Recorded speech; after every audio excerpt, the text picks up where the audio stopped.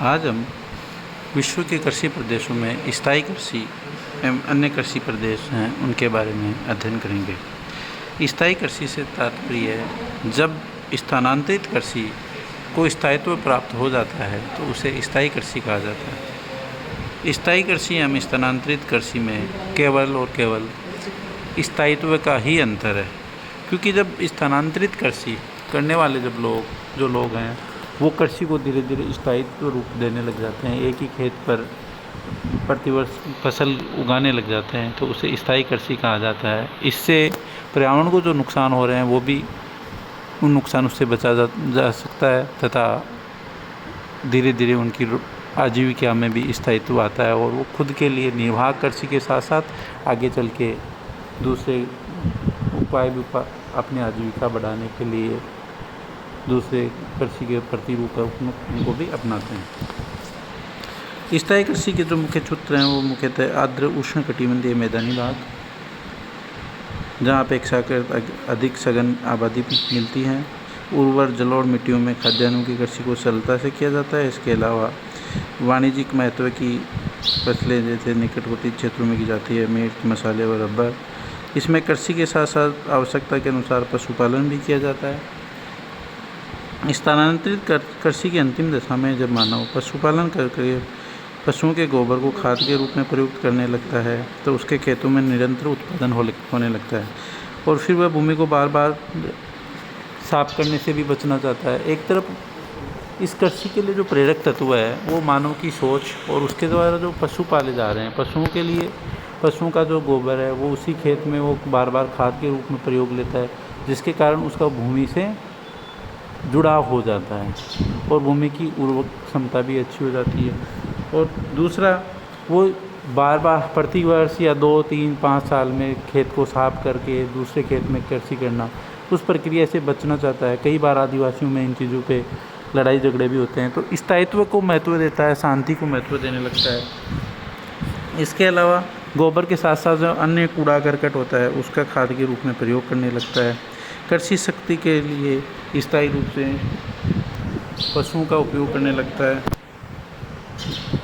और इन सब कारणों से प्रति हेक्टेयर उत्पादन में भी कुछ वृद्धि होती है, जिसके कारण वो चाहता है कि खेत पर सुधार करके उत्पादन को बढ़ाया जाए ताकि उसकी आमदनी बढ़े, उसका जीवन स्तर सुधरे। ये स्थायी कृषि है वो परंपरागत पुरातन कृषि है। इसमें वर्तमान समय में रूढ़िवादिता के साथ ही कार्य किया जा रहा है, परंतु जैसे जैसे लोग शिक्षित हो रहे हैं उनमें उनके जीवन स्तर में सुधार आ रहा है, तो वो लोग नवीन साधनों को अपनाने के लिए भी आगे आएंगे। उष्णकटिबंधीय रोपण कृषि प्रदेश।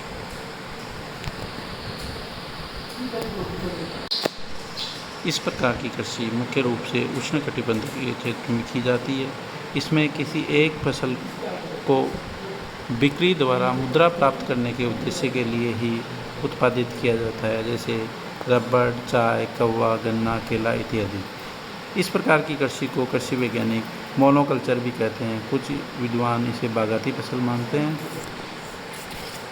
बागाती कृषि के जो मुख्य रूप जो क्षेत्र हैं वो हैं पश्चिमी द्वीप समूह में क्यूबा, जमैका, पोर्टोरिको, मध्य अमेरिका में होंडुरास, ग्वाटेमाला और कोस्टा रिका, पश्चिमी अमेरिका में गिनी तटीय प्रदेश, घाना इत्यादि, दक्षिणी अफ्रीका में नेटोल, दक्षिणी एशिया में भारत, श्रीलंका, मलेशिया और इंडोनेशिया, ऑस्ट्रेलिया में क्वींसलैंड वाला क्षेत्र। बागाती कृषि क्षेत्रों में मुख्य रूप से यूरोपियन लोगों की पूंजी तथा प्रबंध क्षमता लगी हुई है और मूल निवासी लोग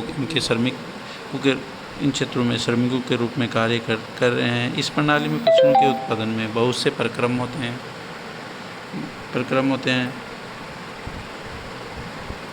जिनके लिए बड़ी सावधानी और कुशलता की आवश्यकता होती है। यहाँ की कृषि पद्धतियाँ बहुत ही वैज्ञानिक और दक्षतापूर्ण होती है ताकि उत्पादन अधिक से अधिक किया जा सके और जो पूंजी लगी है उसकी तुलना में लाभ अधिक हो। इन क्षेत्रों में उन फसलों को ज़्यादातर उगाया जा रहा है जिनकी नगरीयकरण और औद्योगिकरण के कारण मांग बढ़ी है, यथा गन्ना, चाय, कव्वा, कोको, नारियल, रबर, सीसल, रेसे इत्यादि की खेती की जाती है। बागाती जो कृषि की प्रमुख विशेषताएं हैं वो हैं, ये एक फसली प्रदेश है जिसमें किसी एक फसल विशेष के उत्पादन पर ही ध्यान दिया जाता है और उसी का संकेंद्रण किया जाता है। इसमें अधिक पूंजी, उच्च प्रबंध और वैज्ञानिक विधियों का प्रयोग होता है। बागाती कृषि केवल और केवल इसका उद्देश्य बिक्री द्वारा मुद्रा प्राप्त करना होता है। इसके अंदर होल्डिंग बड़े होते हैं, बड़े पैमाने पर बड़ी संख्या में श्रमिक काम करते हैं। इसमें कृषि पर बाजार की मांग और आपूर्ति का मूल्य में उतार चढ़ाव पर बहुत प्रभाव पड़ता है। रोपण कृषि करने के लिए अत्यधिक मात्रा में विनियोग की ज़रूरत पड़ती है। इसके प्रक्रम कारखानों के लिए छोटे छोटे रेल मार्गों का निर्माण भी करना पड़ता है। शिपमेंट्स की सुविधाओं को विकास करना पड़ता है। रोपण फसल में बीमारी लगने का बड़ा भय होता है, अतः किसी फसल के असफल हो जाने पर बड़ी हानि होती है। उत्पन्न फसलों का बाजार मूल्य प्राय विश्व में नगरीय क्षेत्रों में होता है। जो प्रमुख बागाती फसलें हैं उनमें हैं रबड़ मुख्य रूप से मानसून एशिया में Malaysia, Indonesia, Thailand, Sri Lanka, Bharat, Hind, चीन के देश यथा फिर सिंगापुर और फिलीपींस, अफ्रीका में गिनी तट के देश घाना, नाइजीरिया इत्यादि तथा दक्षिण अमेरिका में ब्राज़ील में रबड़ उत्पादित किया जाता है। दूसरी जो मुख्य फसल है इस क्षेत्र में वह चाय मानसूनी एशिया में चीन, Bharat, Sri Lanka, Japan, Bangladesh, Indonesia, Malaysia, पश्चिम एशिया में ईरान, अफ्रीका में कीनिया, दक्षिण अमेरिका में अर्जेंटीना, एशिया महाद्वीप में श्रीलंका इत्यादि देशों में उत्पादित की जाती है।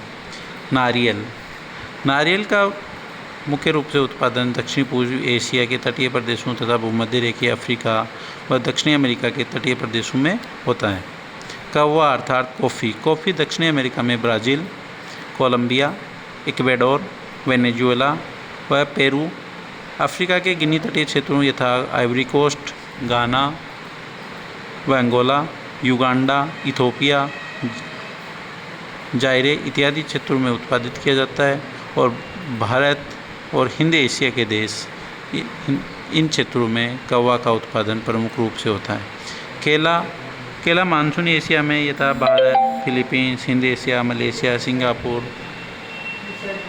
तथा अफ्रीका व दक्षिणी अमेरिका के भूमध्य रेखीय क्षेत्रों में केला प्रमुख रूप से उत्पादित किया जाता है।